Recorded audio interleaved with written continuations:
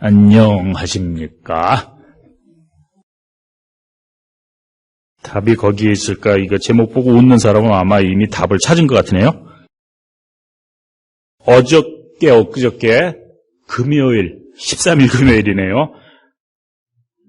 프랑스 파리에서 동시다발적인 총격과 폭탄 테러가 일어났습니다. 그로 인해서 현재 시각 129명이 사망을 하고 350여 명이 부상을 당하는 일이 있었습니다.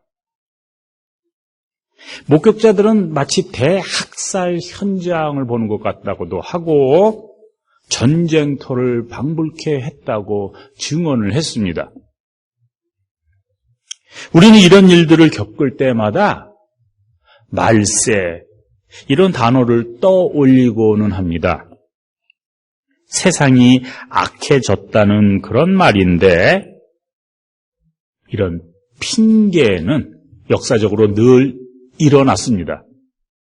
제가 핑계라는 말을 쓴 이유는 그렇게 함으로써 우리들은 현실에 대한 책임을 남에게 전가하거나 회피하려고 하기 때문에 그렇습니다.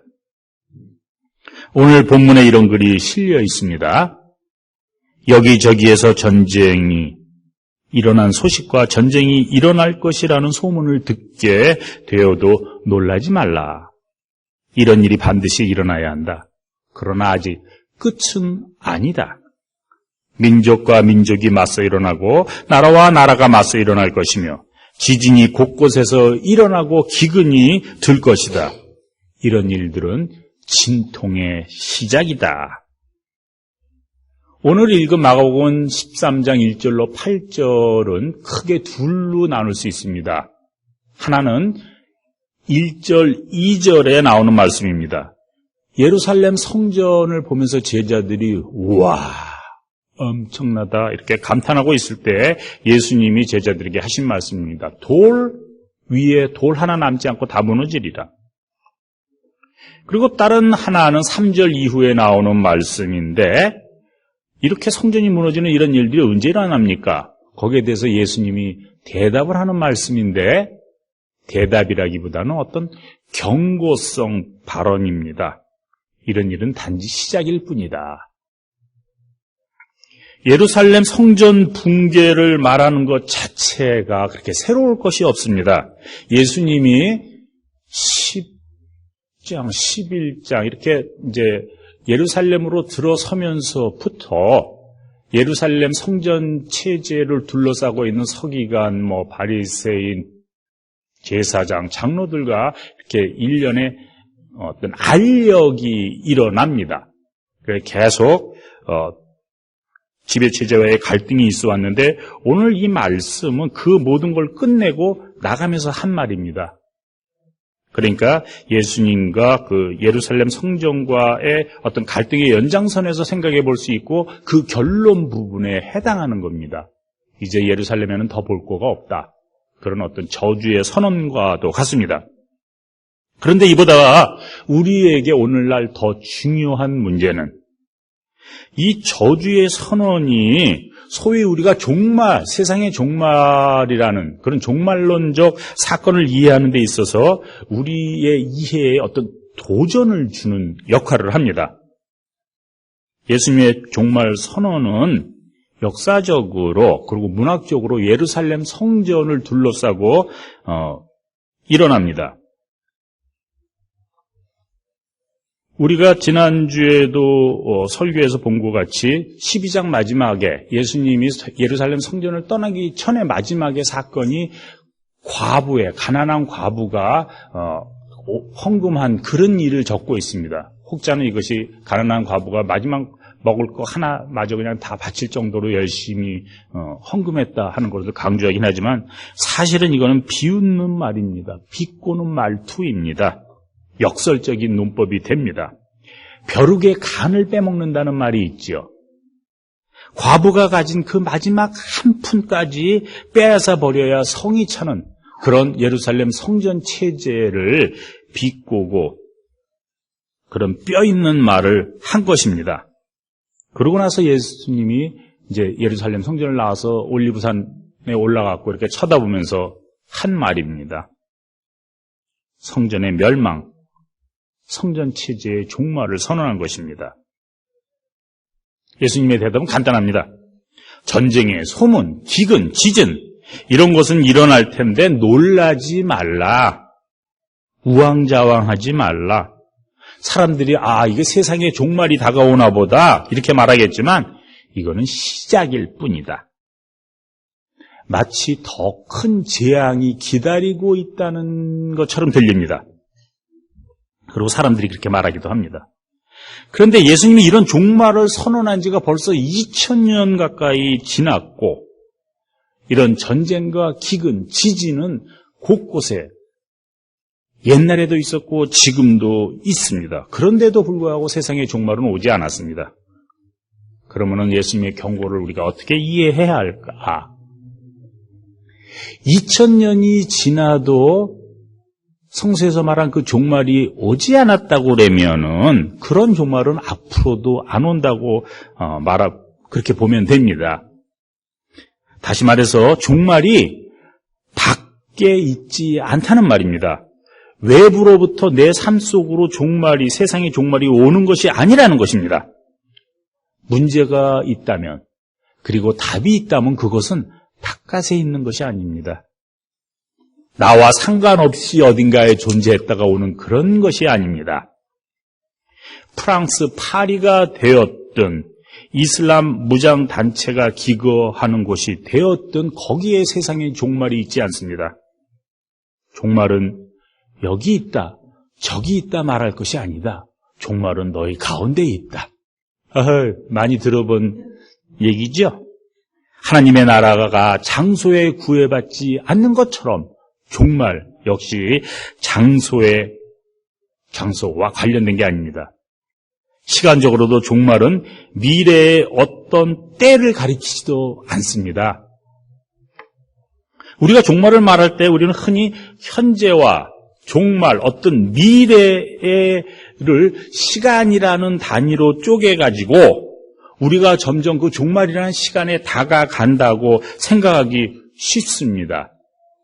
마치 저기 어떤 특정한 장소를 설정해 놓고 내가 거기에 점점 가까이 간다고 보는 이해입니다.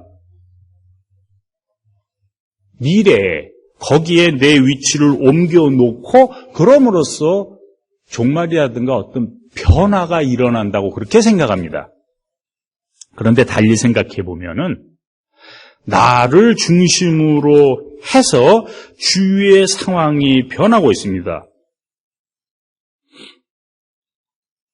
제가 박사 논문을 쓸 때 책상에 이렇게 가만히 그냥 계속 앉아 있는데 시계를 보니까 아침 8시였다가 금세 저녁 5시가 돼요. 밖이 환해졌는데 그냥 또 어두워져요. 나는 가만히 있는데. 첫 번째 경우에 내가 정해진 어떤 장소, 어느 때를 향해서 달려갈 때에는 그 목적지에 혹은 그때에 거기에 해답이 있다고 보는 겁니다. 답과 해결책이 지금 여기에 나와 함께 있는 것이 아니라 내가 찾아가는 그곳에, 바깥에 있다고 보는 건데 이것은 본래 내 것이 아니기 때문에, 왜냐하면 내가 가서 얻어야 되는 것이기 때문에 내가 찾아간다고 얻을 것도 아닙니다. 본래 내 것이 아니기 때문에 따라서 그건 답도 아닙니다. 두 번째 경우에 나는 가만히 있는데 주위가 변합니다. 그리고 내가 변한 것으로 착각을 일으킵니다. 날이 밝았구나. 일어나 나가야지. 밤이 됐구나. 한잔해야겠네. 내 스스로의 결단으로 행동이 일어난 것이 아니고 전문 용어로 컨디션드. 어떤 자극에 의해서, 외부의 자극에 의해서 내가 반응한 것입니다. 내가 주인이 아니라 대상입니다. 자극의 대상입니다. 자극이 주인이 되네요. 그럴 경우. 참된 변화라는 것은 내적인 변화이어야 합니다. 그리고 그 변화는 내 자체 내에서 일어나기 때문에 내가 안 가졌던 것을 새롭게 얻는 것이 아니고 본래 내 안에 내재에 있는 것을 활성화시키는 작업입니다. 그게 변화입니다. 시간적으로든 공간적으로든 내가 구하는 답이, 해결책이 바깥에 있는 것이 아닙니다.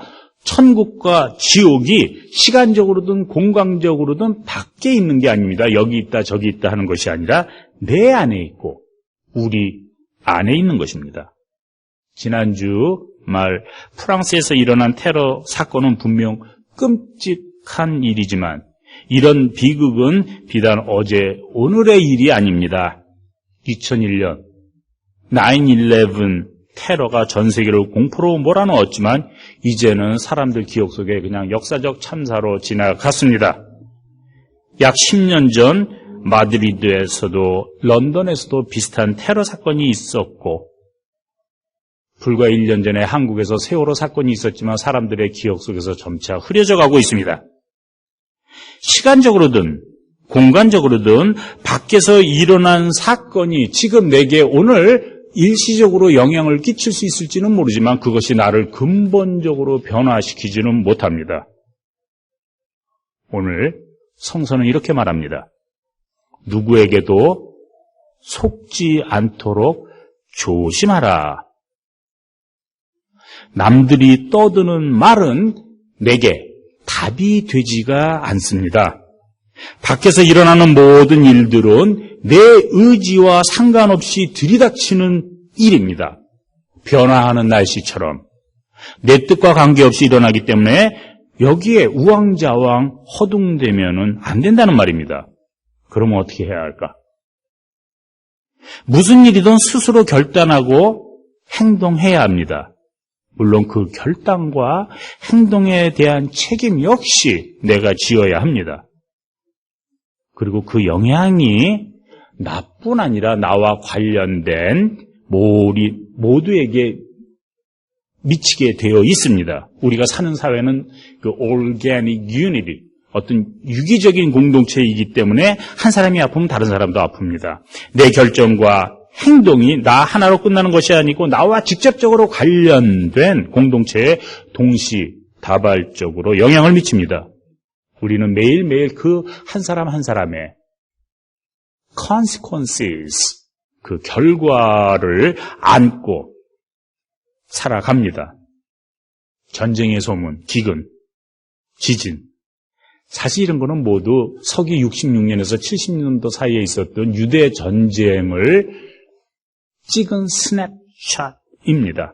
당시 역사적인 사건이었고 지금으로 말하면은 테러 상황입니다.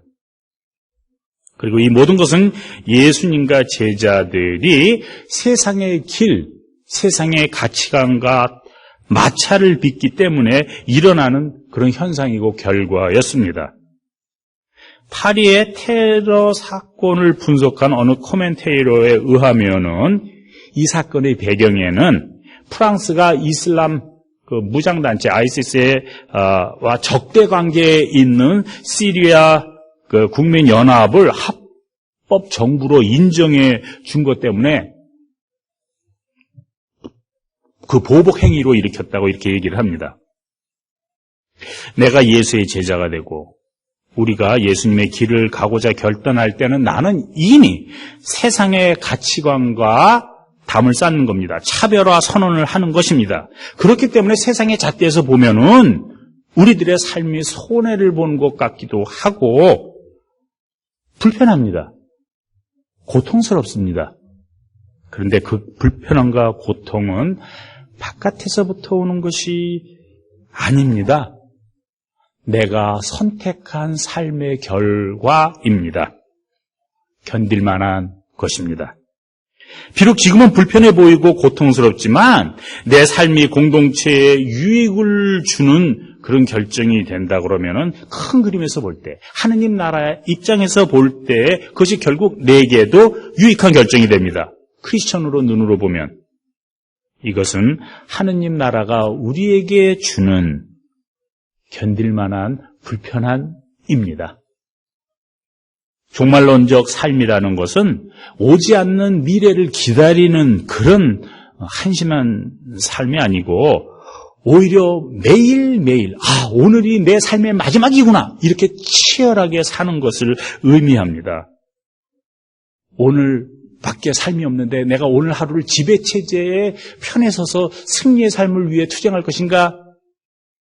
아니면 오늘 하루를 크리스천으로서 예수의 뜻에 따라 세상 모든 사람에게 유익을 끼치는 그런 상생의 삶을 선택할 것인가? 그거를 묻는 것이 종말론적 삶입니다. 오늘 본문을 계속 읽다 보면은 깨어있으라 그런 말이 여러 번 나옵니다. 깨어있으라. 깨어있다는 것은 내가 어딘가 집착하고 있구나. 그것을 알아차리는 그런 일입니다. 깨어있으려면은 흔들리는 나 자신과 일정한 거리를 두고 봐야 합니다. 전문용어로 본래 참나 자리에서 시간과 공간에 매여서 허둥적거리는 그런 에고를 이루고 물끄러미 바라보는 여유를 갖는 것이 깨어있다는 말입니다. 여러분은 오늘 어디에 집착을 하고 계십니까? 혹 누구 때문에 그러면서 핑계를 대고 있지는 않습니까? 문제가 누구에게 밖에 있다고 생각하는 그런 착각이 일으킨 현상입니다. 저기에 가면은 성공할 것이라고 생각하고 계십니까? 답이 밖에 있다고 생각하기 때문에 빚어낸 결과입니다. 옛날에 이렇게 했었으면, 아니면 앞으로 이렇게 하면, 이런 생각 역시 답이 밖에 있다고 생각하기 때문에 그렇습니다. 누구 때문이 아니라 나 때문에 이렇게 말할 때 문제가 내 안에 있습니다. 해결책이 내 안에 있습니다. 저기가 아니라 여기에 이렇게 말할 때 나는 해결할 수가 있습니다. 해결책이 바로 옆에 있기 때문입니다. 나중이 아니고 지금 역시 답이 내게 있습니다. 바로 이것이 깨어있는 사람들의 모습입니다. 크리스천들은 예수의 정신으로 살기로 결단한 사람들입니다. 그래서 종종 세상의 가치관과 충돌을 빚게 되고 그래서 낙담하게 됩니다. 이런 것은 단지 시작일 뿐이다. 이런 일은 자주 일어난다.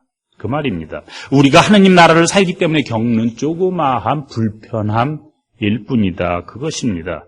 불편한 순간이 올 때마다 종말이다 하고 도망가거나 다른 사람에게 책임을 전가하는 것은 올바른 삶이 아닙니다. 크리스천이기 때문에 겪는 일입니다.